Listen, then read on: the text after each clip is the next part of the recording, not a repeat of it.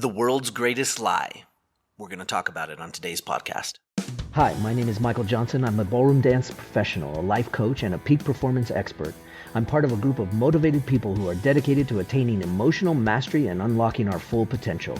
We don't believe others are responsible for how we feel. In fact, we don't believe anyone can make us feel anything. We believe in the magic of ballroom dance.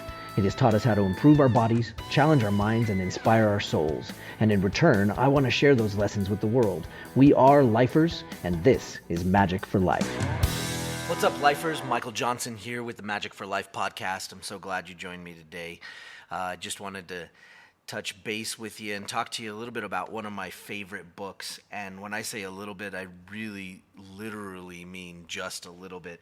As you heard me say in the intro, The World's Greatest Lie. This is from The Alchemist by Paulo Coelho. And I'd like you to take a chance to read it. If you haven't picked up a copy, you can get it everywhere.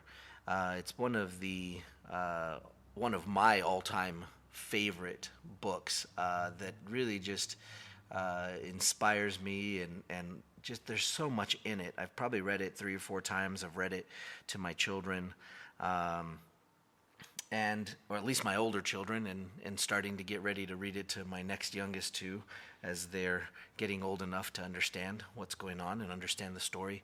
It's a great story, and we're not going to go through the whole thing right now. This isn't really a book review or anything, but this stood out to me as I incidentally picked up the book a couple days ago and just flipped to a page, and this was one of the things that was on that page, and I thought it'd be an interesting topic to talk with you guys about today.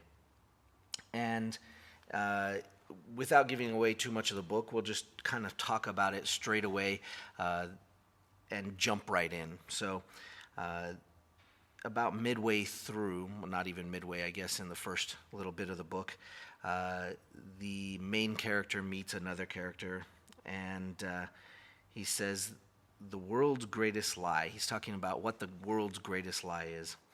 And the main character asks, well, what is it? And he says that at a certain point in our lives, we lose control of what's happening to us, and our lives become controlled by fate. Now, that's interesting, right? At a certain point in our lives, we lose control of what's happening to us, and our lives become controlled by fate. Why would this be the world's greatest lie? Well, think about it. In so many instances, I think there's so many people in the world, and maybe you're one, maybe I'm one. At times in our life, we've felt that we've lost control of what's happening to us, and we kind of just leave it up to fate to take us where we're going to go next, or how things are going to become, or how our world and life is going to turn out. And I love this idea that maybe that's the world's greatest lie. You see, we are in control. If you've listened to the podcast before, I don't know if this is your first time on the podcast, or if maybe you've been following me for a while.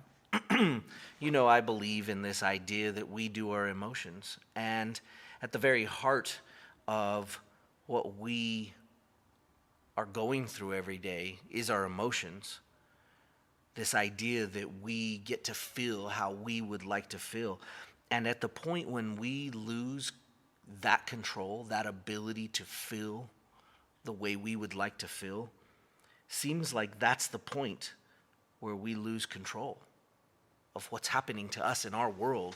You see, there are lots of people in the world that would love you to believe that you are not in control of your emotions, that you have to actually feel the way, well, maybe they would like you to feel. And while it's great that we have entertainment out there and things that we enjoy doing, it is never the comedian's responsibility to make us feel happy.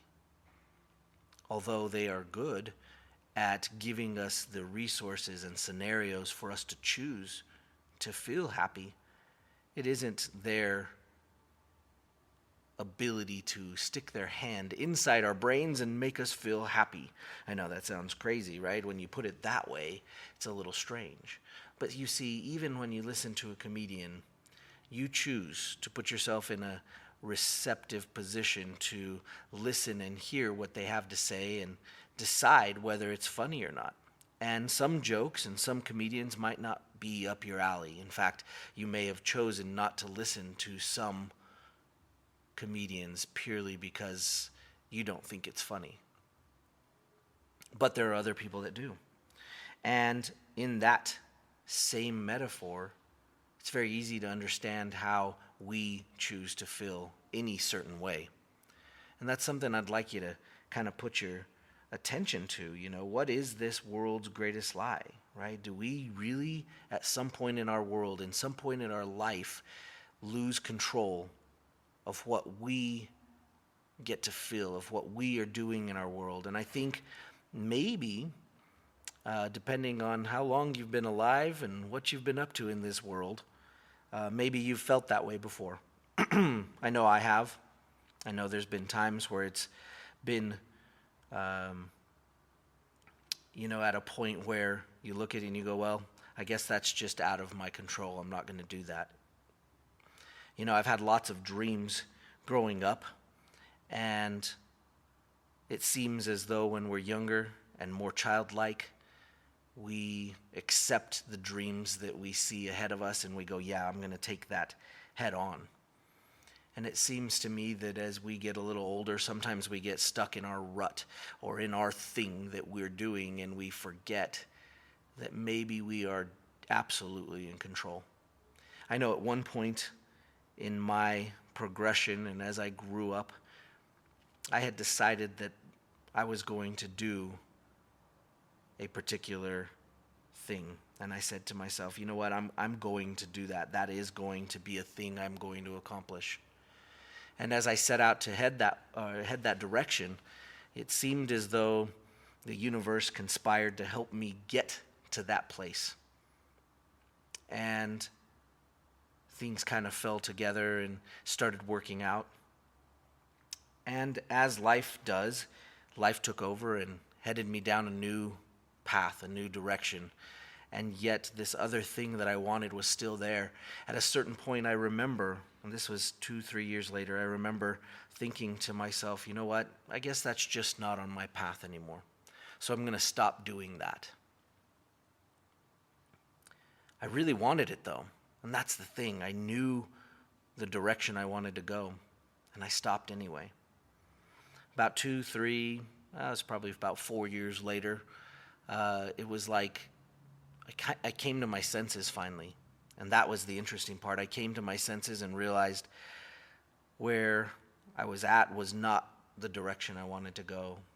And luckily, I kind of was able to open my eyes a little bit and see that I had stopped heading the direction I had planned on. Well, I'd actually stopped looking at the fact that other people weren't in control of my life. I guess I could say it the other way, right? That I was in control of my life. And at that point, I started heading in a better direction, something that matched more of what my journey was supposed to be. Guys, take a look at your world and ask yourself, are you in control of the direction you're heading? Are you in control of what's happening to you? Have you decided yet that you're in control of your emotions? That you get to decide how you feel every day, no matter what. No matter what scenario is going on, you still get to assign that scenario meaning. That thing that happens to you every day, those things that you're experiencing every day, you get to assign it meaning. Nobody else, no other thing, no other person, no other group, no other whatever, a comedian even. You don't get, or they don't get to help you decide how you feel. You get to decide. You get to assign it meaning. And so I challenge you to take a look again today, and as you move through the day, decide how you want to feel. and decide that you're going to give things the meaning they need to have so that you can be in a beautiful state, feeling a beautiful way. And for goodness sakes, go after your dreams. Figure out what those dreams are. Write a few of them down so that in case you get off the path of heading towards those dreams, you can periodically look back and make sure that you're still heading the direction that you planned on going and that you know your soul is calling you to. I hope you enjoyed today's podcast. I'm going to wrap it up here, and I look forward to having you on some more podcasts as usual. If you believe this podcast would be beneficial for someone, please share it. There's all sorts of share buttons on your iTunes app and Google and Spotify, and please let some people know that that this episode might help them and or the podcast in general. For those of you that are on iTunes, please give us some comments and some feedback. We'd love to hear from you, and sure helps to let us know to keep going and keep producing content for you. And I know this is the holiday weekend. 4th of July was yesterday, and I hope all of you had a great day spending time with your families and doing what you love. And get back to your dreams. Get back to the grind, as we like to call it, right? And head towards that direction that you know your soul is calling you to. Anyway, thanks for joining me on today's podcast. We'll see you next time. Take care. Want more magic for life? If so, then reserve your copy of my new book. Get your copy at everyminutebook.com. Inside this book, you'll find the secrets to attaining the next level of performance in anything you do. Learn the secrets behind emotional mastery that'll start you on your new journey of being a lifer. Whether you're an athlete, a business professional, or an artist, this book will change your life forever. Get your copy reserved today.